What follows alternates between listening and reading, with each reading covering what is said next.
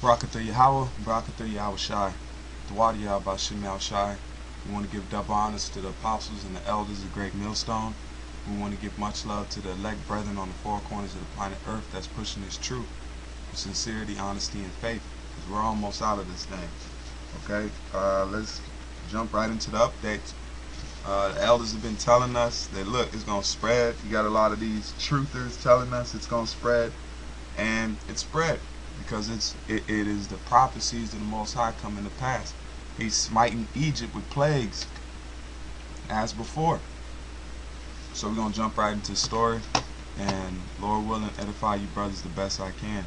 This is a CNN story, so it'll speak for itself. Test results on a New York City doctor, Craig Spencer, have in fact come back positive for Ebola. CNN's Elizabeth Cohen joins us now with details. So, Elizabeth, do we know? I assume these are preliminary tests. There are going to be more tests, but right now the initial test is that he is positive for Ebola. Yes. Yes, and I'll tell you, Anderson, those initial tests, they are usually right. They did the exact same test that they will do here at the CDC. I've learned that a specimen from the CDC, from Dr. Spencer, will arrive at the CDC shortly after midnight. It's being flown in. There's a team here waiting for it. They'll do the same test. They'll just make sure that it's correct. But usually, if it's positive at one of these local labs, it usually is positive here. I also want to bring in our chief medical correspondent, Dr. Sanjay Gupta. So, Sanjay, obviously, and you're joining us on the phone. Obviously, why is this dude taking selfies in a hazmat suit like it's something cool, man? You can tell this is set up. They want this thing to spread. Big deal, big test case for New York City. It seems like the doctor, as soon as he noticed any symptoms, telephoned authorities, and it all seems to have been handled as authorities would have liked from the moment the authorities and ambulance first showed up to bring him to Bellevue Hospital. It certainly sounds like that, Anderson. And yeah, as Elizabeth said, I think this is almost certainly going to be a positive test. It'll be confirmed shortly by the Centers for Disease Control. But he did the thing that you're supposed to do, which is it sounds like when you develop symptoms, to go ahead. He called the authorities, was rushed to Bellevue Hospital. My understanding is in placed into isolation. And remember, that's such a crucial point. Even before tests come back positive, you want to treat the person as in isolation to make sure they can't potentially infect other people. It is important to note again, Anderson, as you and I have discussed, that someone really does not transmit the virus until they become sick as well. And I think that's going to be an important point to remind people of, but also to remember in this case as the authorities try and outline his last couple days as well, Anderson. All right, let's get into this article. This is from RT, and it says, Doctor in New York tests positive for Ebola after Guinea aid work. Okay, and it says a health worker who recently returned from Ebola-stricken Guinea, where he treated patients. Slovakia. It says, let me start from the top. A health worker who recently returned from Ebola-stricken Guinea, where he treated patients, has been rushed to the New York City hospital with fears of gastrointestinal symptoms. Tests returned primarily positive results for Ebola. Doctors suffering symptoms, it says the doctor suffering symptoms of the disease was rushed to the hospital on Thursday afternoon with all necessary precautions. According to the New York City Department of Health, he was identified as Dr. Craig Spencer, who worked with Doctors Without Borders. Preliminary test results show that the patient is positive for Ebola virus. The Federal Center of Disease Control will conduct further tests to confirm the initial result. Tests confirmed that the patient here in New York City had tested positive for Ebola, New York Mayor Bill Blasio told the press conference. Okay, so this thing is spreading, man. Lord willing, I'll post this article and you brothers can read it. And look, man, and he said he traveled in the subway system. He went to bowling. Okay, so who knows how many people have conducted the disease, man? So they're gonna start cordoning people off when this thing. And then Obama said he wanted a 30-man strike team, or like a SWAT team for this disease, man. So that's gonna grow in number the more infections that grow, and that's gonna grow with more teeth. Just like FEMA was just a small organization at first, but then look at the power and the authority that it's gained in the small time that it's been enacted. So let's play this next video to show you. The elders have been telling us, man, this chip is coming, and they're going to use this opportunity, this chaotic opportunity, to push into people's minds that they need to receive this chip, okay? Because people are scared of this Ebola, and the elites, they feed off fear, man. They're like a fear-hungry basin, because they say people give up things when they're in fear. We've been trying to put the pieces of this Ebola puzzle together for a few months, and wondering why other nations around the world are stopping the air travel from the Ebola-affected countries. We're seeing with the Belize stopping the cruise ship. They're back on the way to Galveston, Texas, with the nurse that was exposed to the nurse that's in the hospital, all after treating Eric Duncan, who died in Dallas. But a CDC contractor has stepped forward and no longer works for them and has given away their plan. I want to read this, and you can judge for yourself.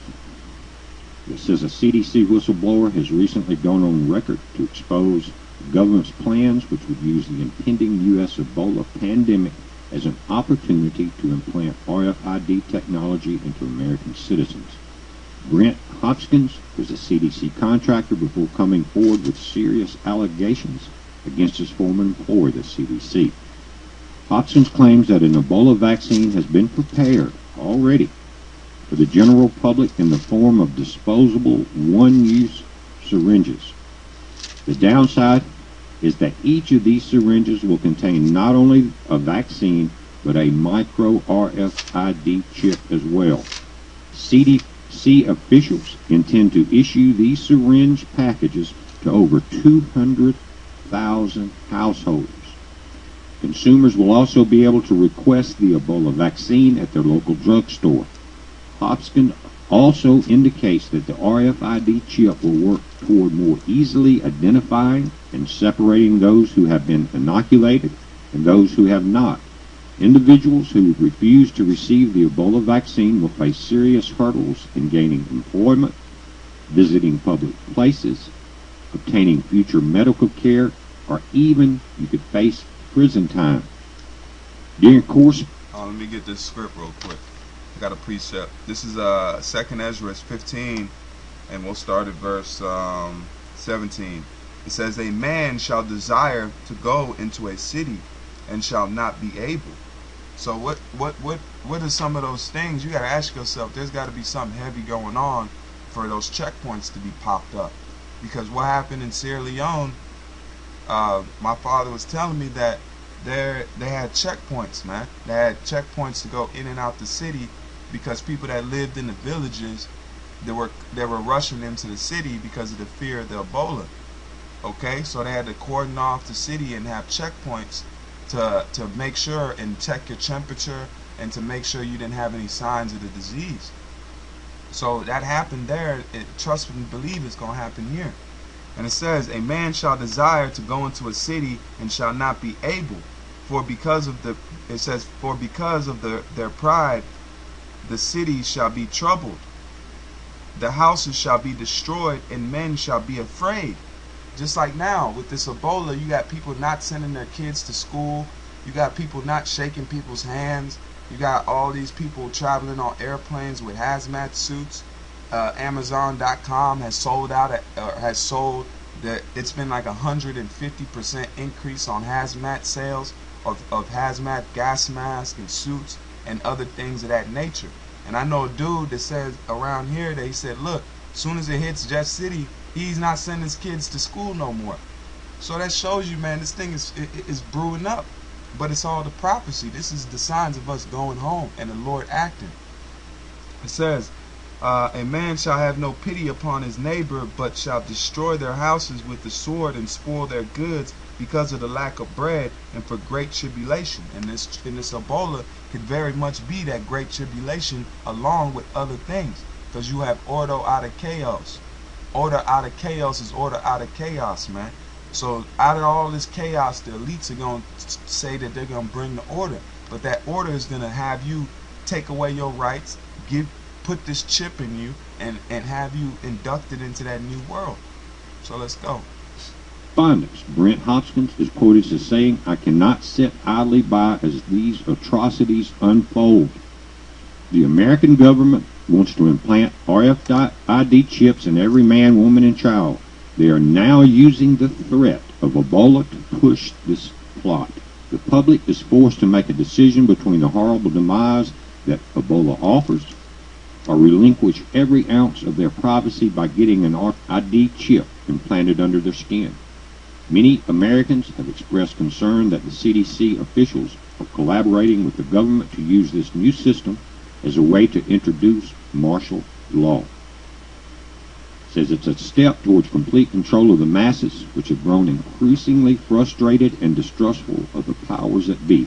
The ultimate goal of the United States government is to enslave the people who fall below a particular tax bracket, and Ebola is how they're going to do it." Guys, I'm going to do as much research into this as I can. It's a quick heads up. I've got an update coming up about Mars and comet sighting spring and Nice on that. Now let's switch gears into this guy that attacked over there in Ottawa, or not Ottawa, but in New York, because now they're trying to say this ISIS thing is going domestic.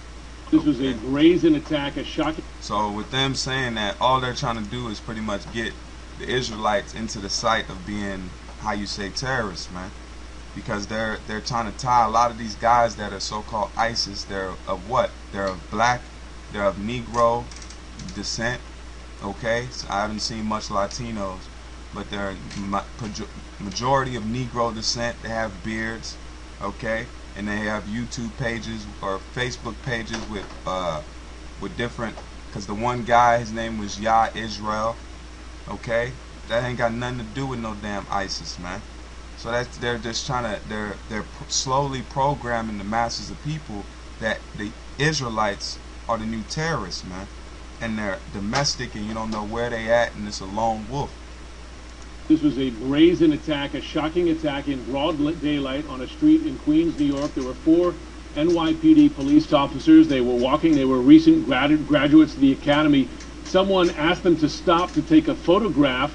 They stopped, and this is when this man, who you've seen in that video, came up and attacked them. The police do not believe that the person who asked them to stop to take that photograph involved in any way. In fact, he's been cooperating with them. But as you can see in that video, then he came up swinging that axe. As he did, he managed to hit one of the policemen in his arm, the other one, unfortunately, in his head, and it's that police officer who's now in critical condition.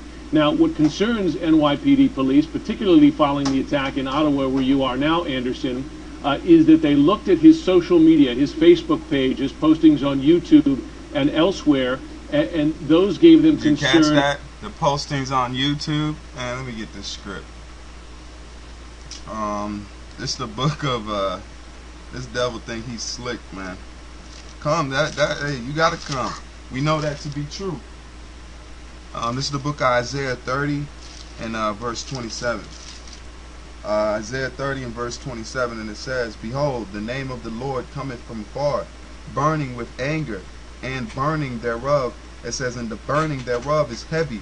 His lips are full of indignation, and his tongue as a devouring fire, and his breath as an overflowing stream, shall reach to the midst of the neck, to stiff the." It says, "to shift the nations with the sheave of vanity, and there shall be a bridle." It says, "And there shall be a bridle in the jaws of the people, causing them to err." You see that? And it says, keep going, "Ye shall have a song." It says, "Ye shall have a song as in the night, when a holy solemnity is kept, and the gladness of heart, as when one goeth with a pipe to come into the mountains of the Lord, to the mighty one of Israel. And the Lord shall cause his glorious voice to be heard, and shall show the lightning down of his arm with the indignation of his anger. So right now, with these prophecies, you're seeing his voice speaking and coming to pass, man. With them trying to tie us as terror, that's the Lord prophecies coming to pass, because he said they're going to come in as a flood, man. But the anger is going to come when the Lord starts, how you say, jacking up these other nations, and including Esau and America, totally up. And what's going to be the last cataclysm is that the nuclear missiles that's coming to destroy this place, man. Because now these people are earned with not knowledge, because Esau got these other nations scared pretty much, man. They have no idea what's going on with this Ebola thing. It's fearing. So people are going to try to go with this fear mongering and take that chip and coincide with this, how you say, this new world order by the fear of their life, man. It says, he that saveth his life shall lose it. He that loses his life shall save it. Okay? I'm paraphrasing it, but that's how it's going. You can't, you have to put faith in Yahweh Hashem Yahushua if you're of the elect, man. About possible motivation tied to Islamic extremism. They're still investigating it, but those things that they saw on the Facebook page, YouTube postings, etc., gave them that concern, and they're looking into it. Now, as a result of that, this attack, what they saw on social media, as well as the attacks, in fact, 2 attacks this week in Canada, they have since issued a bulletin to all officers in New York asking them to increase their situational awareness to look out for attacks like this. They're taking this very seriously, Anderson, and it's exactly the kind of attack that many intelligence officials that I've been speaking to are concerned about. Lone wolf attacks, very hard to predict, very easy, unfortunately, to catch. This is our book of Revelations 12, verse 12. It says, therefore rejoice, ye heavens, and ye that dwell therein. Woe to the inhabitants of the earth and of the sea, for the devil is come down unto you having great wrath, because he knoweth that he hath but a short time. So this is that great wrath, man. He's getting it ready, because he don't want to. If he starts just attacking the Israelites and trying to come at us, the public's going to be like, well, they had to be true. So what is he trying to do? He's trying to demonize us, man. He's trying to demonize us and tie us into this extreme group of what you call ISIS, and then people are going to they're going to be able to easily flip it and say, oh, these are just ISIS members, an ISIS group. You see how it's coming? This is Satan's devices, man. Carry out. Yeah, I mean, we've been talking about the threat of this for quite a while now. I mean, and again, it's early hours, so there's probably a lot we do not know, and I just want to emphasize that. But does this guy have a record at all? I mean, I know you've talked a little bit about his social media profile. Do we know if he has a record, if he has a mental health history or anything like that? We don't know yet. He did have ID on him, and remember, the police officers shot him afterwards. They shot him dead, in fact, after the attack. He did have, I'm told, ID on him, but police are working to confirm that ID so that they know that it is him. These are the questions, and you're right to say that it is early, because based on that name, they've looked at those social media pages, but they still have to 100% confirm that that is the guy they're talking about. So I do think we should urge caution here, but I'll tell you, enough concern from police that they immediately issued that bulletin to other officers to look out for attacks like this. All right. With that, I'm going to give all praise to Yahweh Hashem Yahushai. Double honors to the apostles and elders of Great Millstone. Much love to you, brethren, on the 4 corners of the planet Earth that's been set up through faith to help seal the elect that the Lord brings in. Okay? And the Most High said us this great truth, man. We're almost home. This is the bad part, man. We're getting into the, how you say, the birth pains, man. The contractions are coming closer and closer together. So that means the child is getting ready to be birthed, man. Okay? And when that child is birthed, we'll forget the pain. You know, we have to go through this thing to inherit the kingdom. It's gonna be glorious, brothers. Akim, that's all I can say is just I have no idea. I can't tell of heavenly things. All I can do is put my faith in it, and I know the Most High He's gonna do something glorious for us. He's going to elevate his name and uplift his words, which should have been done, but this is to fulfill prophecy. All right, so like I say, keep faith. We're almost home. Shalom.